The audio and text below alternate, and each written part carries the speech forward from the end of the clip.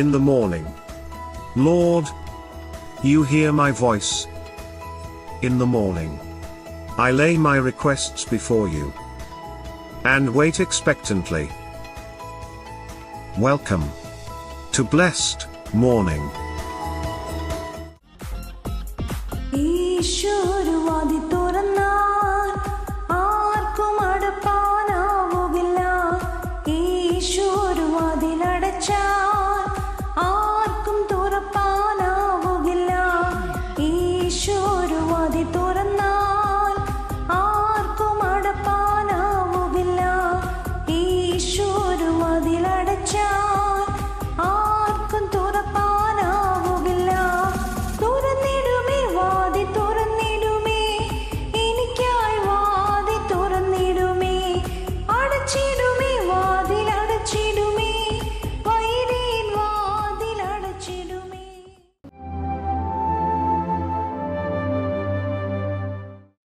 പ്രിയരെ, അനുഗ്രഹിക്കപ്പെട്ട ഒരു പ്രഭാതം കൊണ്ട് നമ്മുടെ ജീവിതത്തിൽ അനുവദിച്ചു തന്ന വലിയവനായ ദൈവത്തിന് നമുക്ക് ഒരുമിച്ച് ചേർന്ന് നന്ദി പറയാം. എത്ര പേർ പറയും, ഞാൻ നിന്നതല്ല, എൻ്റെ ദൈവമല്ല നടത്തിയതാണ്. ഒന്നുകൂടെ പറഞ്ഞാൽ 2026 ജൂൺ മാസം 2-ാം തീയതി വരെയും എന്നെയും എൻ്റെ കുടുംബത്തെയും കണ്ണിലെ കൃഷ്ണമണി പോലെ സൂക്ഷിച്ച വലിയവനായ ദൈവത്തിന് നന്ദി പറഞ്ഞുകൊണ്ട് ഈ പ്രഭാത ചിന്തയിലേക്ക് നമുക്ക് ഒരുമിച്ച് അടുത്തു വരാം. അടിസ്ഥാനത്തിൻ്റെ മുകളിൽ വാതിലുകൾ തുറക്കപ്പെടും.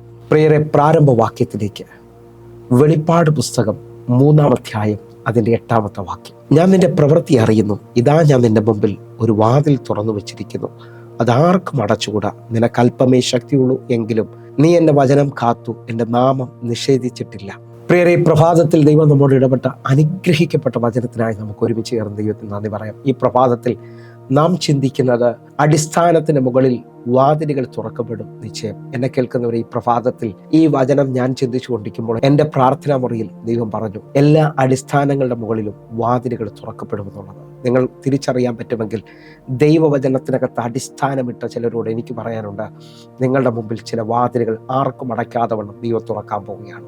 ഞാനും നിങ്ങളും ഉറപ്പുള്ള അടിസ്ഥാനത്തിലാണ് നിൽക്കുന്നത്. ദൈവവചനത്തിനകത്ത് ഒരാൾ നിന്നാൽ അവൻ്റെ മുമ്പിൽ ആർക്കും അടയ്ക്കാൻ പറ്റാത്ത വാതിലുകൾ ദൈവം തുറക്കും. ഇതാ വചനത്തിൻ്റെ അടിസ്ഥാനത്തിൽ ദൈവം എന്നോട് പറഞ്ഞത്. നിങ്ങൾ ശ്രദ്ധിക്കാമെങ്കിൽ, ഒരു ഭവനത്തിൻ്റെ പണിയിൽ ആദ്യം അടിസ്ഥാനമാണ് ഉറപ്പുവരുത്തുന്നത്. അടിസ്ഥാനം ഉറപ്പുവരുത്തിയാൽ അതിൻ്റെ മുകളിൽ എൻ്റെ ഭാഷയിൽ കട്ടളകൾ വയ്ക്കും എന്ന് പറഞ്ഞു കഴിഞ്ഞാൽ വാതിലുകൾ. ഒരു ഭവനത്തിൽ മെയിൻ ചില വാതിലുകൾ വെക്കുന്നത് കാണാൻ കഴിയും. അതിൻ്റെ ഫ്രണ്ട് വാതിലും അതിൻ്റെ പിൻവശത്തെ വാതിലുകളും മെയിനായി വെക്കുന്നത് കാണാം. ഞാൻ നിങ്ങളോട് വിളിച്ചു പറയുന്നു, നിങ്ങൾ അകത്തോട്ട് വരാനുള്ളതും പുറത്തോട്ട് പോകാനുള്ള വലിയ വാതിലുകൾ ഇതാ തുറന്നു വരികയാണ്. ഒന്നുകൂടെ ഒന്ന് പറഞ്ഞാൽ, യേശു നമ്മോട് പറയുകയാണ്, ഞാൻ തന്നെയാ വാതിൽ, ഞാൻ തന്നെയാ വഴി. ഇതാ യോഹന്നാന്റെ സുവിശേഷത്തിനകത്ത് വ്യക്തമായിട്ട് പറയുന്നു, ഞാൻ വഴിയും സത്യവും ജീവനുമാണ്. അതേ നിലയിൽ തന്നെ യോഹന്നാന്റെ സുവിശേഷം 10-ാം അധ്യായം 9-ാമത്തെ വാക്യം നിങ്ങൾ ശ്രദ്ധിക്കണം. ഞാൻ വാതിലാകുന്നു, എന്നിലൂടെ കടക്കുന്നവൻ രക്ഷപ്പെടും, അവൻ അകത്ത് വരികയും പുറത്തു പോകുകയും മേച്ചിൽ കണ്ടെത്തുകയും ചെയ്യും. നിങ്ങൾ വിശ്വസിക്കുന്നവരാണെങ്കിൽ എൻ്റെ യേശു വാതിലാണ്. ഇതാ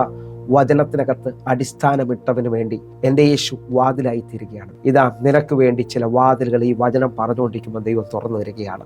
നിങ്ങളൊന്ന് ശ്രദ്ധിച്ചു നോക്കിയേ, ആ ഉറപ്പുള്ള അടിസ്ഥാനത്തിൻ്റെ മുകളിൽ കട്ടളകൾ വയ്ക്കുമെങ്കിൽ, ഒരു ഭവനത്തിൻ്റെ പണി നടക്കുമ്പോൾ അതിൻ്റെ അടിസ്ഥാനം പൂർത്തീകരിക്കപ്പെട്ടിട്ടുണ്ടെങ്കിൽ അതിൽ ഒത്തിരി വാതിലുകൾ കാണാൻ പറ്റും. അതിനകത്ത് മെയിൻ വാതിൽ എന്ന് പറയുന്ന ഫ്രണ്ട് വാതിലാണ്. ആ വാതിൽ കയറുമ്പോൾ ആ ഭവനത്തിനകത്തുള്ള നന്മകൾ നമുക്ക് കാണാൻ പറ്റും. അതിൻ്റെ വിസിറ്റർ റൂം കാണാൻ പറ്റും, അതിനകത്തുള്ള റൂമുകൾ, ഹല്ലേലൂയ, അതേപോലെ കിച്ചൺ കാണാൻ പറ്റും.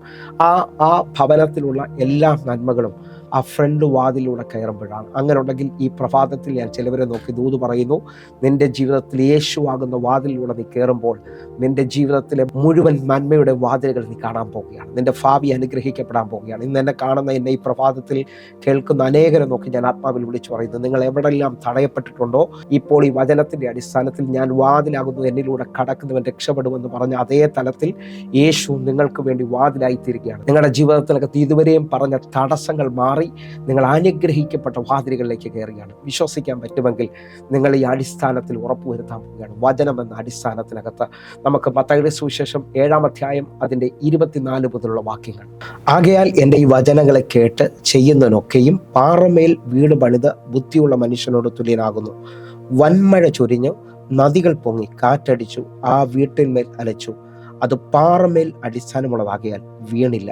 ഈ വചനം കൂടെ നാം കേട്ട് കഴിയുമ്പോൾ വ്യക്തത വെളിപ്പെട്ടു. നാം പാറമേൽ അടിസ്ഥാനമിട്ടവരാണ്. നമ്മുടെ വാതിലുകൾ അടയത്തില്ല, നമ്മുടെ ഭവനം തകരത്തില്ല. നിങ്ങൾ വിശ്വസിക്കാമെങ്കിൽ യേശുവിൽ വന്നവൻ പരാജയപ്പെടത്തിലുള്ളത് നിശ്ചയമാണ്. കാരണം യോഹന്നാന്റെ സുവിശേഷം 3-ാം അധ്യായം നമ്മോട് പറയുന്നു, തൻ്റെ ഏകജാതനായ പുത്രനിൽ വിശ്വസിക്കുന്നവനും നശിച്ചു പോകാതെ നിത്യജീവൻ പ്രാപിക്കേണ്ടതിന് അവനെ നൽകുവാൻ തക്കവണ്ണം പിതാവായ ദൈവം ലോകത്തെ സ്നേഹിച്ചു. എന്നെ കേൾക്കുന്നവരെ, യേശുവിൽ വിശ്വസിക്കുന്നവൻ നശിക്കത്തില്ല എന്ന് പറഞ്ഞു കഴിഞ്ഞാൽ, നിങ്ങൾക്ക് വിരോധമായി വീശുന്ന കാറ്റുകൾ, നിങ്ങൾക്ക് വിരോധമായി വീശുന്ന തിരമാലകൾ നിങ്ങളെ തൊടാൻ പറ്റാത്ത രീതിയിൽ അവ നിങ്ങളുടെ മുമ്പിൽ കീഴടങ്ങാൻ പോവുകയാണ്. കാരണം യേശു എന്ന വാതിലൂടെ നിങ്ങൾ പ്രവേശിച്ചിരിക്കുന്നത്. നിങ്ങളുടെ ജീവിതത്തിൽ ഇന്നു മുതൽ നിങ്ങൾ പറയണം, അനർത്ഥം എന്നെ തൊടത്തില്ല. എൻ്റെ ജീവിതത്തിൽ ഞാൻ ഉറപ്പുള്ള അടിസ്ഥാനത്തിലാണ് നിൽക്കുന്നത്. എൻ്റെ ജീവിതത്തിനകത്ത് നന്മയുടെ വാതിലുകൾ ഞാൻ കാണുകയാണ്. ഒന്നുകൂടെ ഒന്ന് പറഞ്ഞാൽ 119-ാം സങ്കീർത്തനം 105-ാമത്തെ വാക്യം പറയുന്നു, നിന്റെ വചനം എൻ്റെ കാലിന് ദീപവും എൻ്റെ പാതയ്ക്ക് പ്രകാശവുമാണ്. എന്നെ കേൾക്കുന്നവരെ, വിശ്വസിക്കാമെങ്കിൽ മുമ്പിൽ നിൽക്കുന്ന തടസ്സം മാറി, ഇരുട്ട് മാറി, ഇതാ നീ വാതിലിനകത്തുള്ള നന്മകൾ കാണാൻ പോവുകയാണ്. ഈ വചനത്തിനകത്ത് നിങ്ങൾ വിശ്വസിക്കാമെങ്കിൽ, നമ്മുടെ കുറിവാക്യം നമ്മൾ മറക്കരുത്. ഇതാ ഞാൻ നിന്റെ പ്രവൃത്തി അറിയുന്നു, ഞാൻ നിന്റെ മുമ്പിൽ ഒരു വാതിൽ തുറന്നു വെച്ചിരിക്കുന്നു, അത് ആർക്കും അടച്ചുകൂടാ. നിനക്ക് അല്പമേ ശക്തിയുള്ളൂ, എങ്കിലും നീ എൻ്റെ വചനത്തെ കാത്തു, എൻ്റെ നാമത്തെ നിഷേധിച്ചതുമില്ല. എന്നെ കേൾക്കുന്നവരെ, വചനത്തിന് വേണ്ടി നിൽക്കുന്ന ഓരോ ദൈവമക്കളോട് ഞാൻ പറയുന്നു, ആർക്കും അടയ്ക്കാൻ പറ്റാത്ത വാതിൽ ഇതാ നിന്റെ മുമ്പിൽ തുറക്കുകയാണ്. നിങ്ങൾക്ക് വേണ്ടി ഒരു പ്രോമിസ് വാക്യം പോലെ ഒരു വാക്യം ഞാൻ വായിക്കുകയാണ്.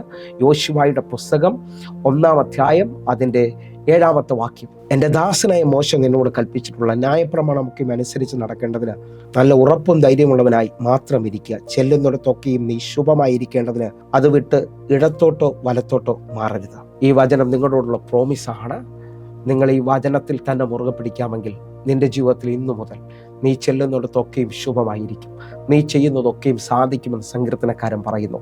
നിന്റെ പ്രാർത്ഥനകൾക്ക് മറുപടി വരുമെന്ന് യോഹന്നാൻ 15:7 പറയാം.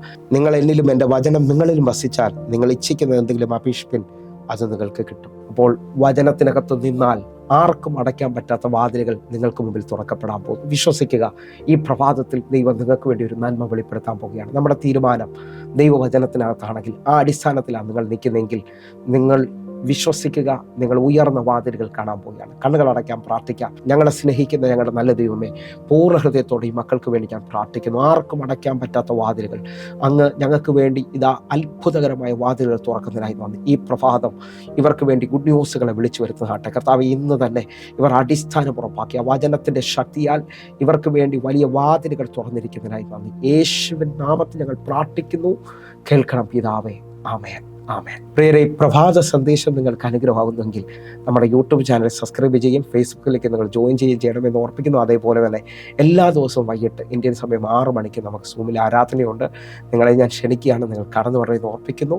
അതേപോലെ തന്നെ നിങ്ങൾക്ക് നിങ്ങളുടെ പ്രാർത്ഥനാ വിഷയമായി വിളിക്കാം. ഈ നമ്പറിലേക്ക് വേഗത്തിൽ വിളിക്കണമെന്ന് ഓർപ്പിക്കുന്നു. കർത്താവ് നിങ്ങളെ അധികത്തിൽ മാനിക്കട്ടെ. God bless you. ആമേൻ.